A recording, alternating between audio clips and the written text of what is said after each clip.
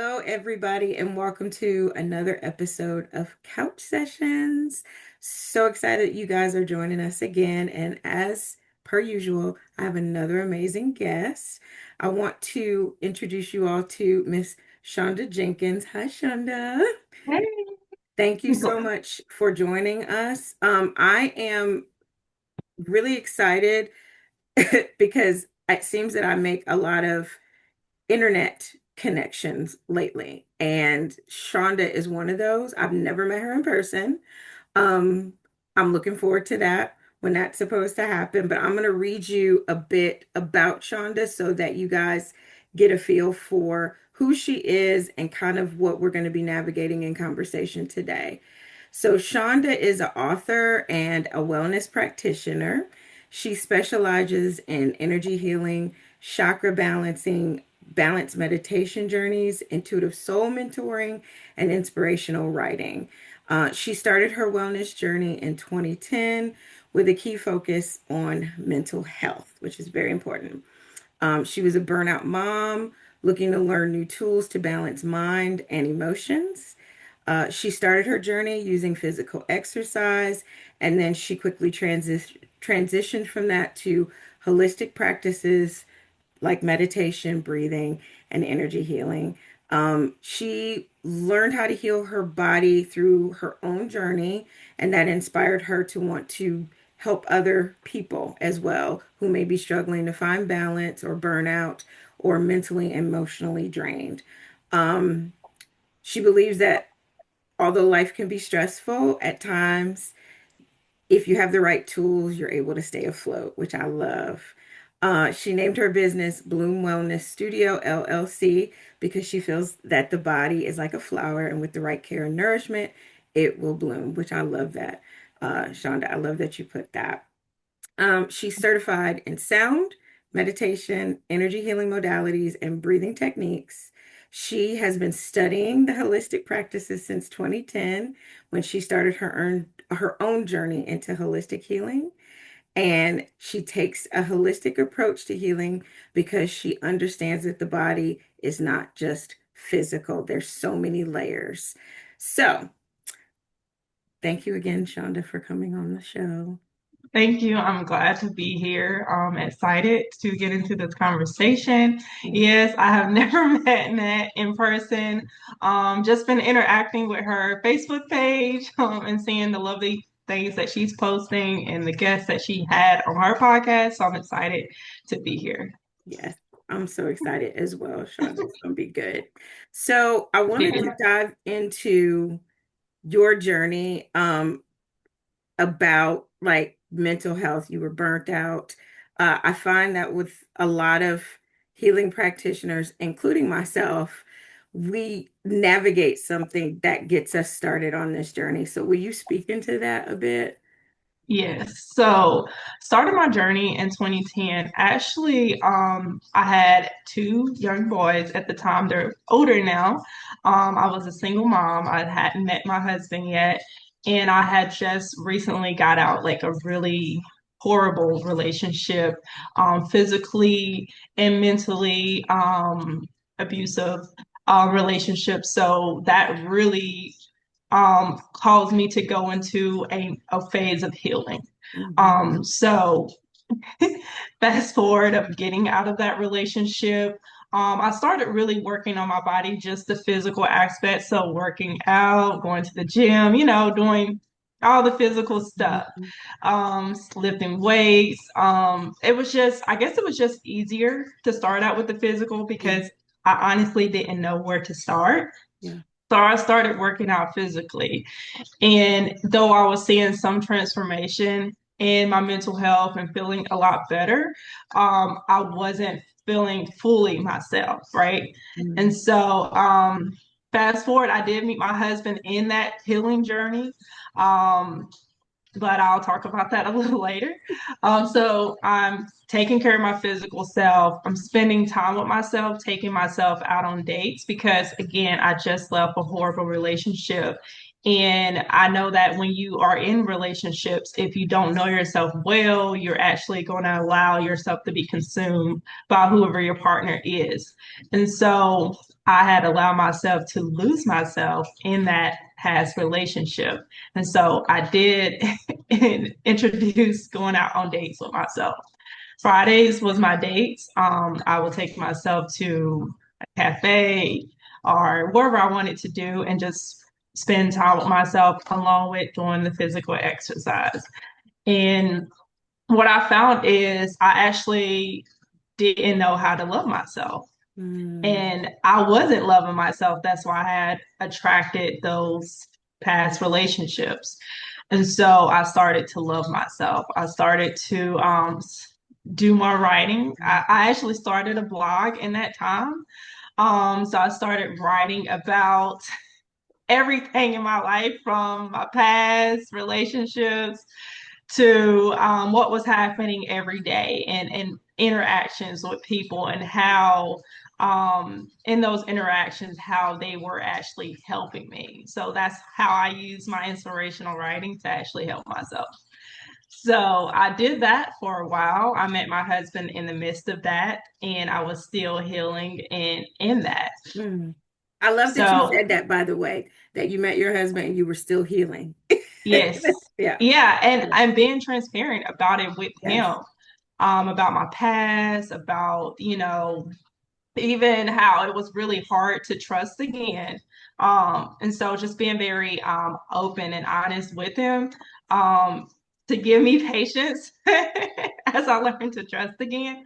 Yes. So yeah, I was being very raw with him. And so I started doing a lot of research online on YouTube, internet, and I discovered meditation. Mm-hmm. And honestly, I never knew what meditation was until, I started this journey. I never knew that was a certain thing as meditation. I didn't even know how to do a meditation. So I really started just doing a lot of YouTube video meditations. 5 minutes was was what I could do at the time. Yes. So I started out with like quick meditations, and then I introduced your yoga into the practice. I think it's Yoga with Adrienne. She's on YouTube. Mhm. I started watching her in the beginning phases. So I would do her yoga and I would do meditations, like just I didn't have a specific person. I would just type in meditation, Yes. 5 minutes, 10 minutes, whatever I feel like I could do. And so I started like doing that, added that into my daily routines. I would do my yoga at night Yes. because I would do like night yoga, and then I would do my breath and meditation whenever I felt like I needed it. Got you. So I introduced those into there. And there's so many things I introduced. So if this story is getting long, just let me know. Yeah. That's So I fine. started introducing a lot of those into my life, along with learning about the mind. That's one of the things I wanted to learn about. So I started learning about this modality called NLP, neuro linguistic programming. So I started taking courses on that because it helped me understand my own self, my own Yeah. programming, and why I was attracting those past relationships and how I managed to attract something different. And so I started to learn about NLP so that I can really just help myself remove a lot of those programming or just belief systems that were Yes. really not self-serving to me.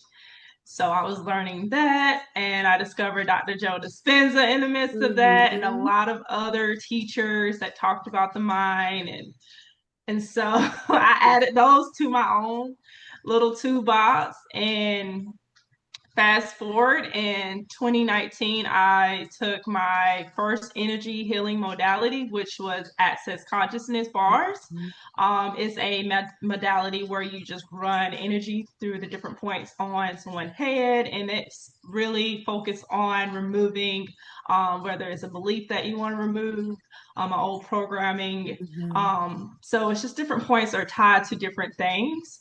The session is usually like an hour, so I learned that.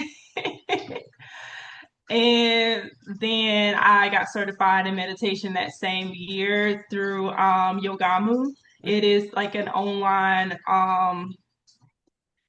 it's an online course, and he Mhm. has like several courses that he offers.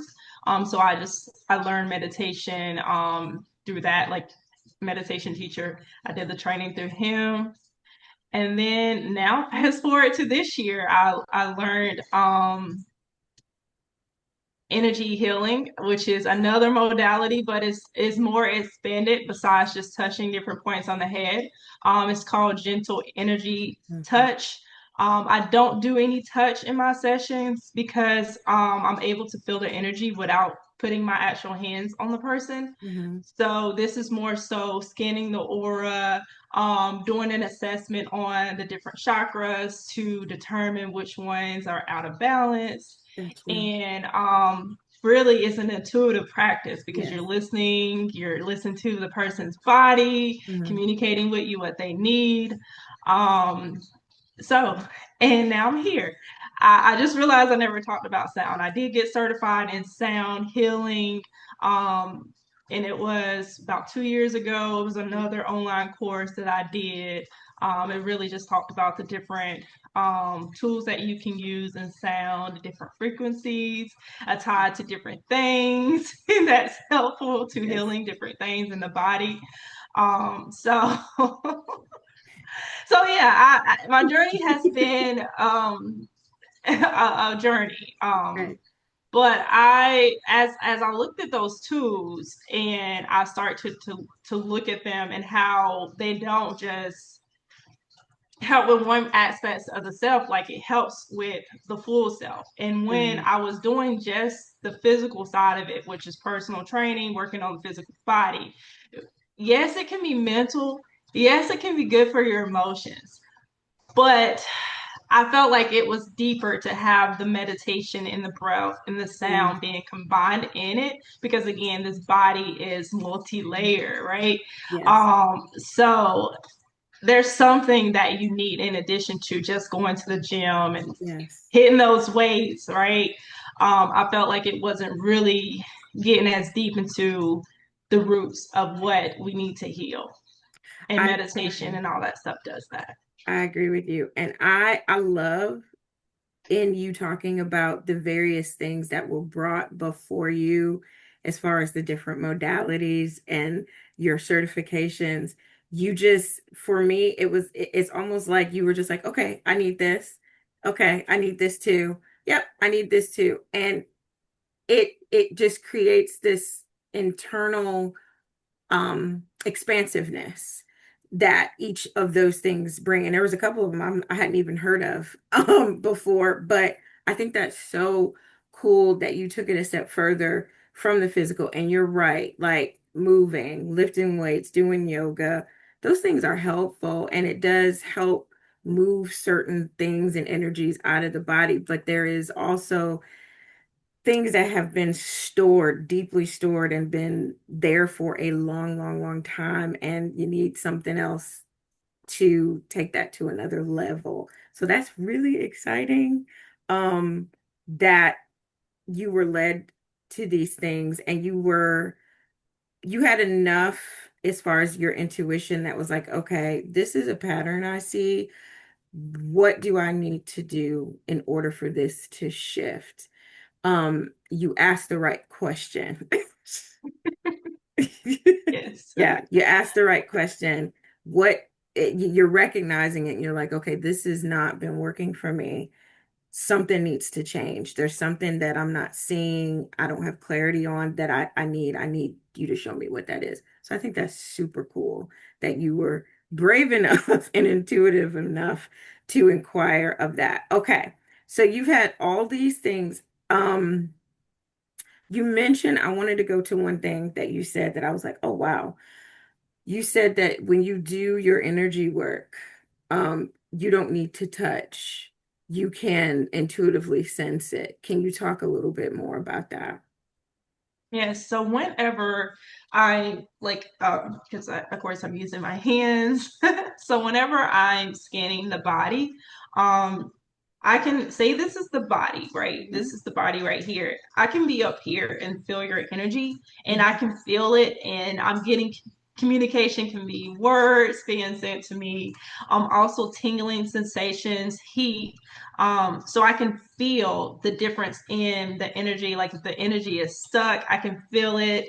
If there's some stagnant energy, I can feel it, and I can feel when the energy is flowing. Mhm. Also, I can feel your different chakras. Mhm. So I can feel when they're in like spinning or not spinning. Like I just feel it within the palm of my hands as I'm going through and doing my scans. Mhm. Um, so yeah, that's that's what I mean by like I can feel it, but I don't have to actually put my hands on the actual person Mhm. because I can feel the energy up here. I don't need Mhm. to be like on the person. And Mhm. also, some people don't want to be touched. And Mhm. so I can offer something that doesn't matter if you want to be touched or if you don't want to be touched, right? Like I don't have to touch you at all. You can still get the same experience because the energy can be felt. Yes. I guess I'm more clairsentient. I think Yes. that's what it's Yes. yeah. So I can feel I was wanting you to things. get there. So I can feel things like I can say I'm having a conversation with you and you got something that you're dealing with, like, and I don't know about it. Like, I don't know because you're not telling me, like, out of your mouth. But I can feel if there's some heaviness going on. I can feel it. And I can feel it through video, Mhm. through the phone. Mhm. And it's just something that I guess I didn't know as a kid that I was feeling people energies. But and now as I've been an adult and just learning about this stuff, I understood, okay, I am like a person who feel things. Like Mhm. I can close my eyes through the session and just meditate as I connect with you. And Mhm. that's kind of what I do. I usually have my eyes closed and I go through your body and I'm like there and I'm listening and I'm feeling. And if I'm running energy there, I know when it's time to move and go to the next um, spot. We actually had our practicums yesterday, and the teacher, she was like, "You don't even need the pendulum." I was like, she's like, "Don't use it if you don't need it." I was like, "Well, I thought I was supposed to use it." She Right. was like, "No, you can tell without using it." I was like, "Well, I'm just feeling," and I use the pendulum at the end to confirm that Mhm. okay, everything is in alignment, right? Too. But I usually just start out with my hands and then I use the pendulum to confirm that the different chakras are everything that I sense within the body is in balance. Gotcha. Do you feel like your meditation practice really opened up that door? I think my meditation practice, and I'm gonna be very transparent. I used to have a lot of thoughts in my head and like constant like thoughts. There were no structure to the thoughts, right? And I feel like my meditation allowed me to be more um more clear in my thoughts, where my thoughts have more structure. And I actually know how to turn them off now. Okay. And before they would just Mm-hmm. and I have to say, okay, stop. Stop thinking, all right? Because it'll just be too much. And I feel like my meditation practice has just been really good for my nervous system, for my emotional system, because um, I I will like if I'm having a conversation with you, like on a podcast, like I would be nervous. My heart would be racing the whole time. And I think meditation has allowed me to be able to be more in control of my body, be Yes. more in control of my emotions. And I'm not getting hurt by being on a podcast, right?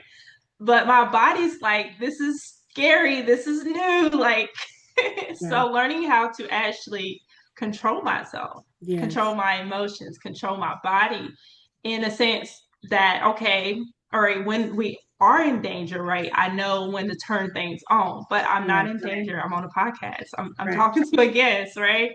So I think it has helped me with being able to get up and speak in public, being able to even getting in meetings, being able to get up and not like be Yeah. shaking, right? Yeah. So I think it has helped me with my being able to manage myself Okay. and in the breathing, being able to just, Yes. all right, recenter myself, breathe. Yes. And it actually just slows me down. My mind is like trying to be up here and it needs to be like, all right, chill, relax, Yes. right? Yes. Yes. So that has been helpful for me in the sense that it has helped me with being able to just calm myself when I need to be calm. Yes. I share that with you. I have a mind that will do that. And I'll open my eyes and literally I have to start doing meditation first thing in the morning because I'll be thinking of all the things I got to do. And some stuff is just, it'll just carry you away and you'll have a whole mini series happen in five Exactly. minutes, of something. And you're like, wait a minute, how did I get way over there? Let me come back. And it does help you get centered. I find it's helped regulate my nervous system better. Um, it has also helped with even in this, like you were talking about being on the podcast. I'm like, okay, because I would fret like everything technically has to go right. I have to do this, I have to do that. And I'm just kind of like, okay, if it doesn't, it's okay. If somebody Exactly. coughs or sneezes, it will be okay. I don't feel like I need to edit it out. Exactly. It's They're just human. you're human and it's okay if she's like, excuse me. It is okay. And I think a lot of times this I'll say this world or 3D world that we live in, there's this Yes. perfectionism that you Mm, have to attain. It has to be perfect. And I think that that is a tremendously unfair expectation and it creates anxiety, it creates fear. It creates this unstableness. It's like, listen, you're human, you're gonna mess it up. And if it looks messy, it looks messy for a minute.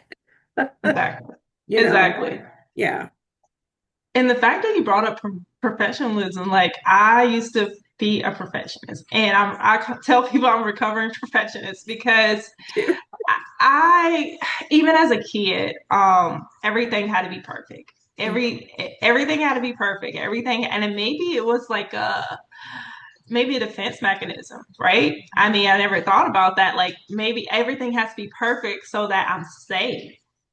And Yeah. but it doesn't have to be perfect, right? It Yeah. doesn't. Even, it carried over into my adult life and thinking my kids need to be perfect and thinking everything in my life has to be perfect. And one thing that is very stressful to everybody around you Mhm. if everything has to be perfect. And I had to drop that.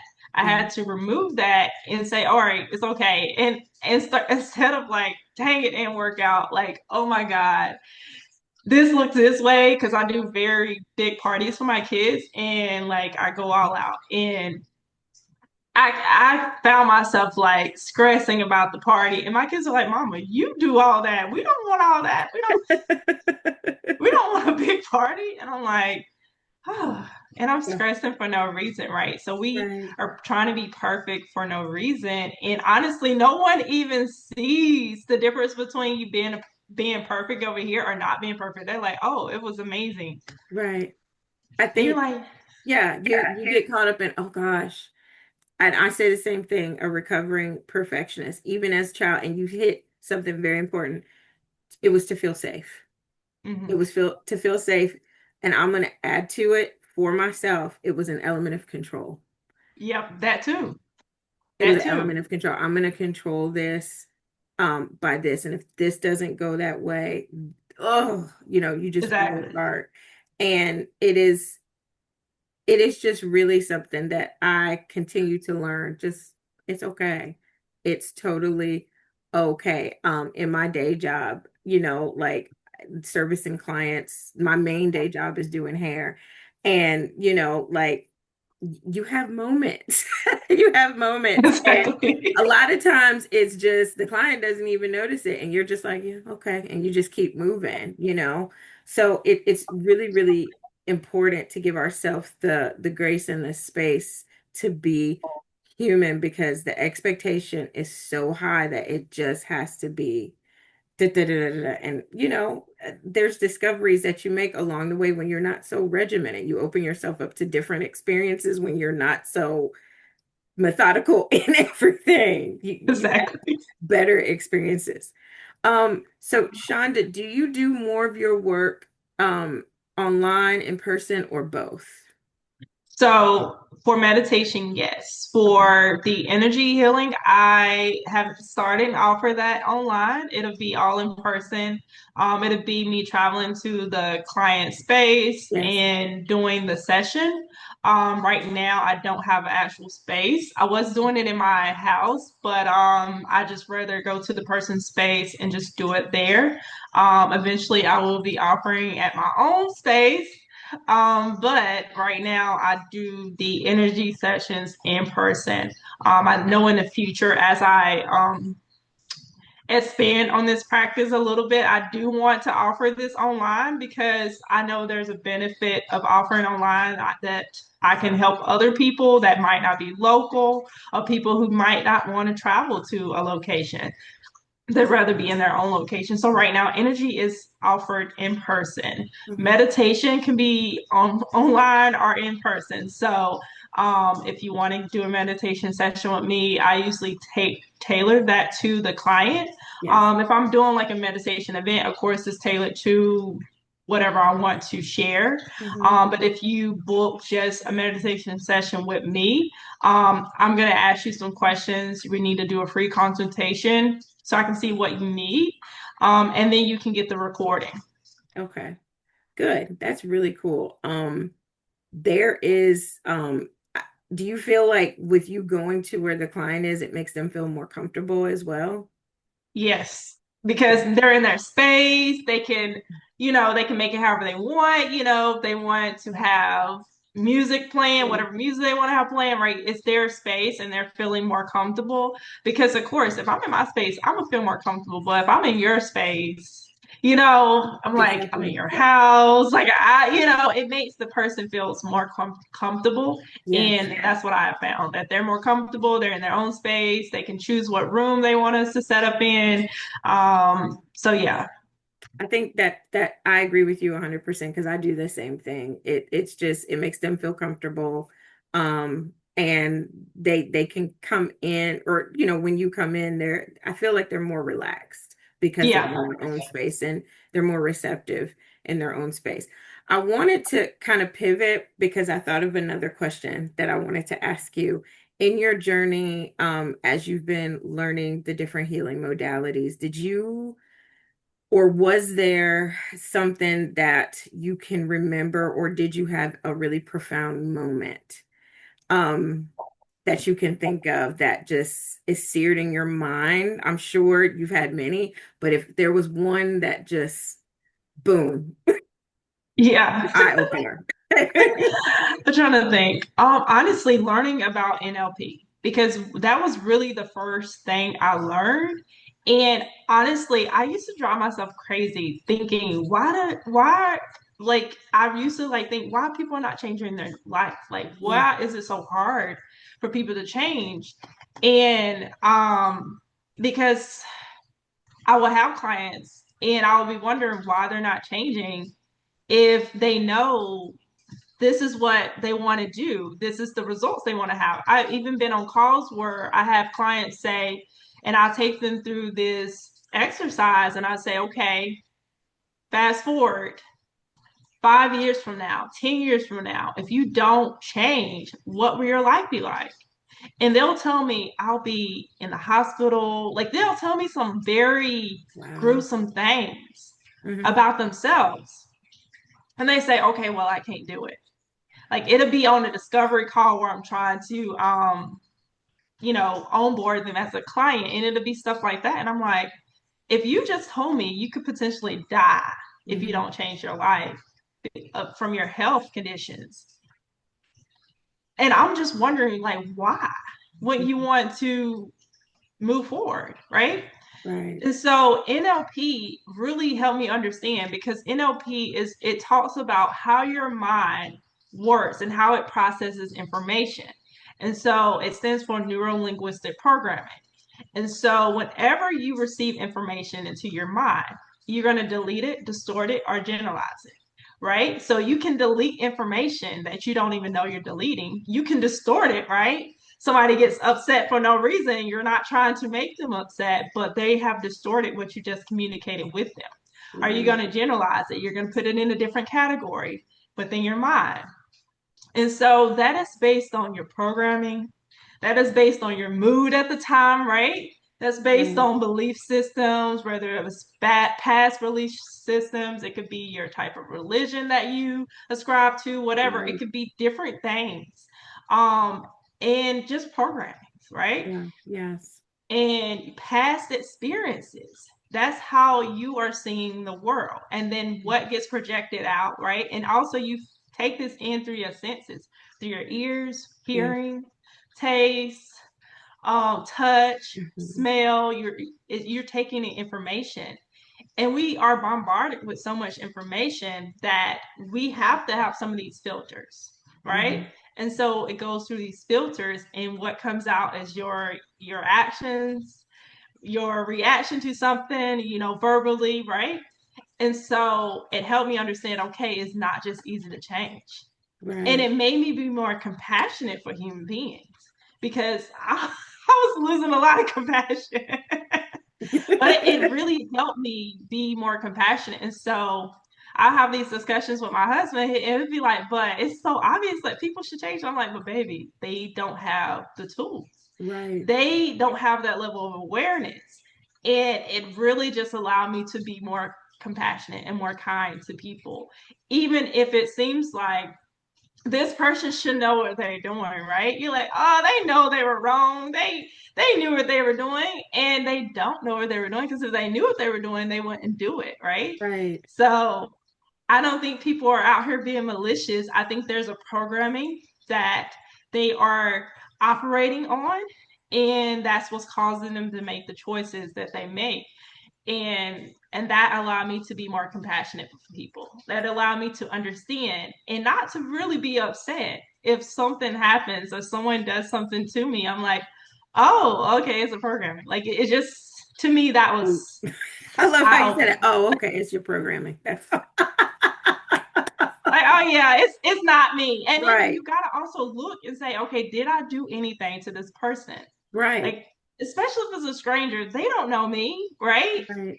So I Right. never done anything to them, right? You do a self-evaluation, like, did I do anything? Hmm. Oh, I did do something. You start to see, oh, where you played a part too. Right. And it's that's really what was eye-opening for me. Like it allows me to be able to not be so I guess so offended and Yeah. so unforgiving too.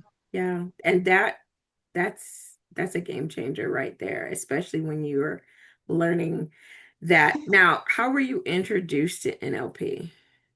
How was I introduced? I'm trying to think. Honestly, I don't know how because it's so far long ago. But I think I was just online on YouTube and I discovered this guy. He was doing like some NLP demonstrations on YouTube. And I just kept Googling and looking it up and I found what is her name? I can't think of the teacher name that I found because it was so long ago. But I found her and I start doing a lot of her YouTube videos. And if I think about it, I will share it at the end. Yes. Um, but Reese, her name is Reese. That Okay. is her name. Okay. I can't think of her last name right now. Her first name is Reese. And I started doing a lot of her NLP techniques. She would do Reiki in her Mhm. sessions, like in her meditation sessions. And she actually is who introduced me to like, not really introduced me to the person, but more so said this person, Bob Proctor. I started looking him up and because she studied with Bob Proctor, and so I learned about him through her, and he always talked about the mind, and so it was just like that's how I started getting into the mind is through NLP from Googling and looking at Gotcha. YouTube videos, signing up for her course, Hmm. um, and then listening to Bob Proctor old videos. Yes. He has a lot of old videos on YouTube, like when he was super young. I listened Yes. to a lot of those. Um, so I knew that, like, okay, every time something's not working in my life, I'm like, okay, there's something that I'm doing that I'm blocking this. Yeah. And so I work on that. And that way I'm not like expecting results. If I haven't worked on it, I can't expect that result. So now I just do self evaluation, say, okay, I need to work on that because if I if it was good, if it was fixed within myself, right? If it was removed out of my system, the Hmm. programming, right, then I would have that, right? Gotcha. So I just that allowed me to just focus on myself. I got you. And that makes total sense. Have you ever, and this is my last question. I've thought of Yeah, it's 10, but I'm like, I will keep her for 2 hours straight.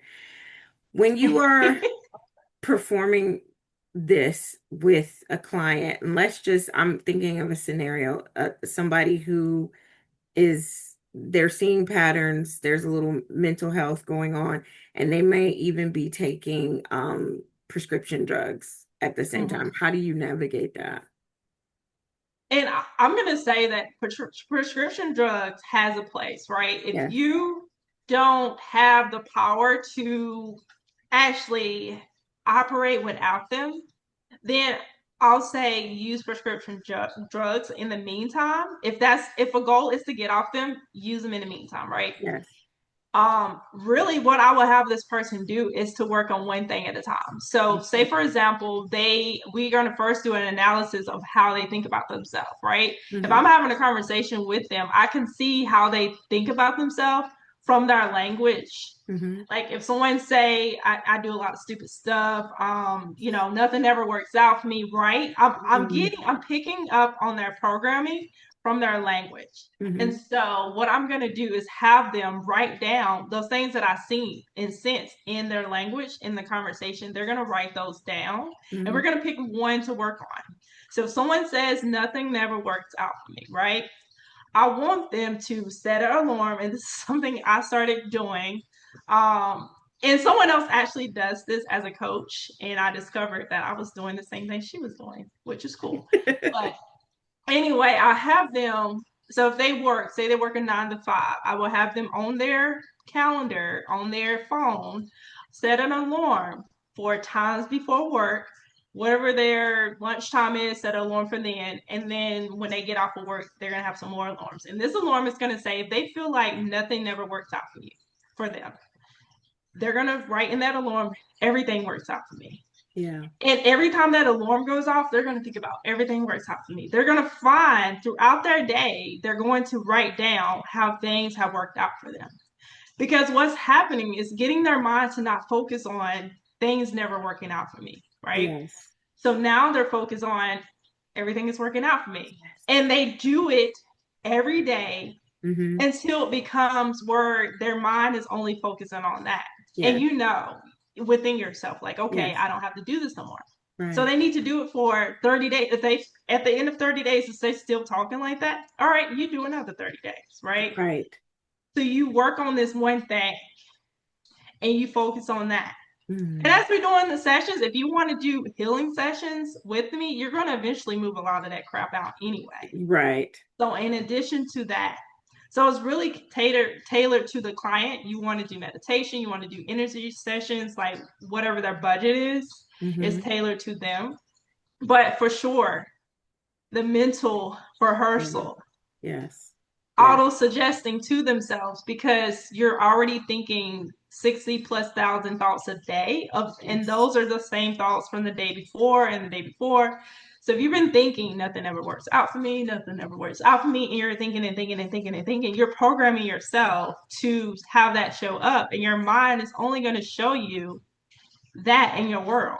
I Right. knew that wasn't going to happen because nothing ever works out for me. Well, you have said it so many times. You've Heck, you have reinforced it. Yeah. exactly. Yeah, you've reinforced it, and you can, it's like your habit. Like, and I think about affirmations. If you repeat it and you keep repeating it and keep repeating it, it comes to a point where your mindset shifts and you don't have to repeat it anymore. You just live in it, you exist in it. Yes, Yeah. Yeah. exactly. It Wow. becomes you. Yes. Yes. That is so, I love that. I love what you're doing. It's really, really awesome. And I see that reflected in your posts, in your content, and what you put on the internet and Facebook. It's very clear that you're not, you are living it, through what you're writing and your pictures. And I always draw this energy from you when I see your post that you want this for other people. You're not just putting this out there. You want this for other people as well. So it's very, very encouraging and very, very neat to see. Um, I could probably talk to you, or we could keep talking for another hour, but we all have things to do, and you have a family, which is really important, and me too. So, Shonda, I want to thank you so much for coming on the show. I did want to say one last thing. I said I was going to be done, and I wasn't. I thought about it. For somebody who's starting on their journey similar to yours, what advice, how would you encourage them? Yeah. So I would say really looking at your results and like seeing where you're unhappy in your life. And this is not to feel depressed and when you start looking at, I really just look at them without a judgment on what they are.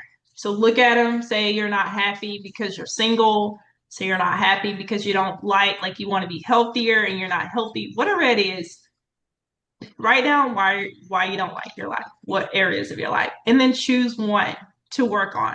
So say for example, if you want to choose relationships, which is something that I started on, right? In my physical health, then focus on spending time with yourself, loving on yourself. Because I say this all the time, that like you show people how to love you through how you love yourself.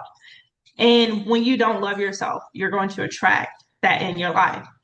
So really sit down if that is the area you want to work on and write out what do you want. And that's what I actually did. I wrote out what I wanted Mm-hmm. in my next partner. Mm-hmm. And don't settle. Start going out on dates. You notice in the date this person does not match what you want. Kindly say, thank you for your time, but you're not what I'm looking Mm-hmm. for, right?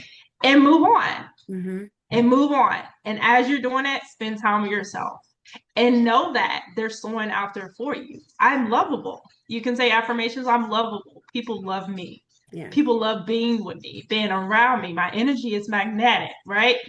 You can say these things. And then eventually you're going to realize this is true. Yes. So don't settle because I didn't settle. I don't care how many dates I went on. Don't settle. If they're not on that list, don't write down what you don't want either. Write down what you want, Right. right? Because just focus on what you want. Mm-hmm. And that someone's going to make that list. And this is not stuff like, what I mean is how this person going to treat you. Yeah. Yeah. How do you want to feel with them? Money aside, Mm-hmm. right? Even looks aside, Mm-hmm. how do you want to feel with that person? How do you want your life to be like with that person, right? And how do you want this person to treat you? Respect you, right? Treat Yeah. you with kindness, right? And the looks are gonna come, right? Yes. You're gonna find the person because they're gonna have that, right? Because Yeah. that makes someone beautiful. If they happen to have money, cool, but don't focus on the material thing because you're going to be blindsided Mm. by what's actually there for you. Yes. And then you find your person, Yeah. I love or you that. get healthy, or Yes. whatever you wanted to do. Yes. Yes. I love that. I love that of don't settle. And you said don't put what you don't want, put what you want. Yes, Yeah. focus on what you want because if you focus on what you don't want, honey, you're gonna Mm-mm. get what you don't want. Exactly. You gotta train your focus because what you focus on expands. It does. Yes, it does. I love that. I love that so much, Shonda. Thank you so much. I have enjoyed you. It's been really life-giving and just great just listening to you. And I love the enthusiasm that comes on your face when you talk about your journey and when you talk about others and Yeah, helping them along in their journey too. So I appreciate you coming on the show. Everybody stay tuned. I'm going to put all the ways that you can follow Miss Shonda on social media. I encourage you to do it. She puts out beautiful, beautiful content. And if you like it a lot, make sure you book a session with her. So, thank you guys for joining us again. And don't forget, your life has purpose. You are on this planet for a reason. People need to know that you are here, and they also need to hear from you. Take care, guys. We'll see you soon.